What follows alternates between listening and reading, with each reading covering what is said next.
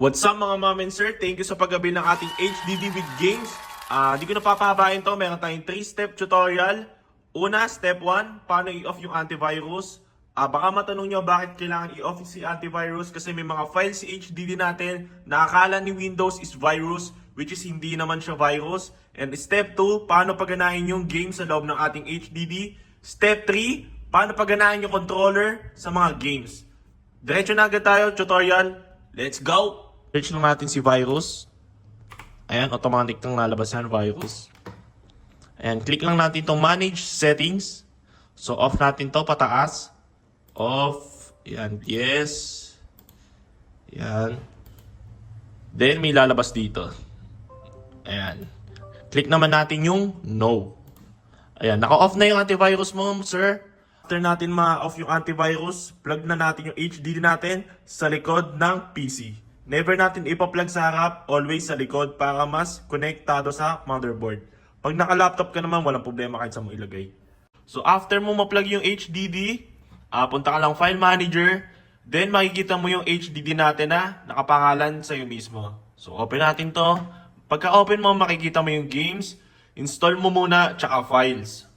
So ang una mong pipindutin is itong install mo muna to mga tol. Ayan, open mo lang yan. Then, punta kang DirectX. June 2010. Ayan. Then, click mo lang tong DX Setup.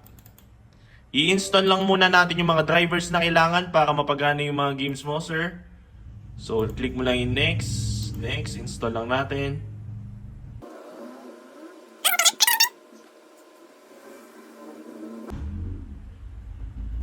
Ayan. After nyo ma-install, click Finish. Then, balik tayong install mo muna to. Then, punta naman tayo Runtime C++. So, click lang natin itong install all. Ayan.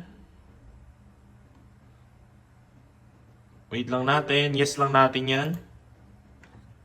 Then, yes lang ulit natin. Yes ulit. Yes lang ng yes mga tol. Ayan, yes lang ulit. Install lang. Pag may nakita kayong error, hindi error yon. Ang ibig sabihin no, naka-install na yung driver sa PC or laptop mo. So, wag mo nang isipin na nagkamali ka ng pag-install. Normal lang yun. Baka kasi updated na yun sa'yo. Hindi mo na siya kailangan i-update. Sir, after na, pwede ka na maglaro. So, games ka na agad. After mo maklik yung games, lalabas tong mga games mo. Click mo lang to. Click enter. Then, automatic na magpe-play yung mga games mo, mga tol. Ayan, don't show again lang natin to. Ayan, turuan naman kita kung paano paganahin yung controller pag nag-avail ka sa akin ng DS4 controller or may controller ka sa inyo. I-connect yung controller natin sa PC or laptop mo. Make sure mo muna na may Bluetooth yung PC or laptop mo. Paano mo malalaman? Punta kang Bluetooth. Then, pag pwede mo tong i-switch, naka-off yun automatic. So, pag pwede mo siyang i-switch on nang walang lalabas na error, ibig sabihin nun, may Bluetooth yung PC or laptop mo. Pero kung naka-laptop ka naman, alam ko lahat ng laptop is automatic na may Bluetooth. So, pag may yung PC mo walang Bluetooth, bumili ka na lang ng dongle. Meron tayong available, message ka lang. Paano siya i-connect? Click mo lang tong Bluetooth. Then, etong sa controller naman, ang pipindutin mo naman is etong PS button and etong share button ng sabay. Click mo lang siya na sabay. Ayan, magpe-pairing na siya. Dapat mabilis yung blink mga tol. Ulitin ko lang.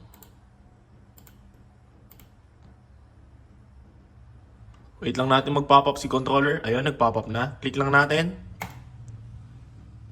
Then, nakakonect na yung controller natin. Makikita naman natin tong light indication. Ayan, so pwede na natin to i-X.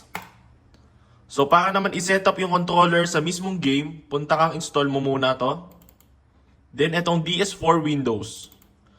So, bago natin i-open yung DS4 Windows, install mo muna natin tong tatlo na to. So, install natin. Sa akin kasi naka-install na to yung ayan, naka-install na kasi sa akin. So, no need yun na siya install. Yes ko na lang, cancel ko na lang yan. Ito kaya naka-install na rin to sa akin eh. Ayan o. So after mo ma-install yung tatlo na yan, etong tatlo na to, Pwede ka na pumunta ng DS4 Windows. Pagpunta mo ng DS4 Windows, may makikita kang app, itong kulay purple na controller. Open mo lang yan.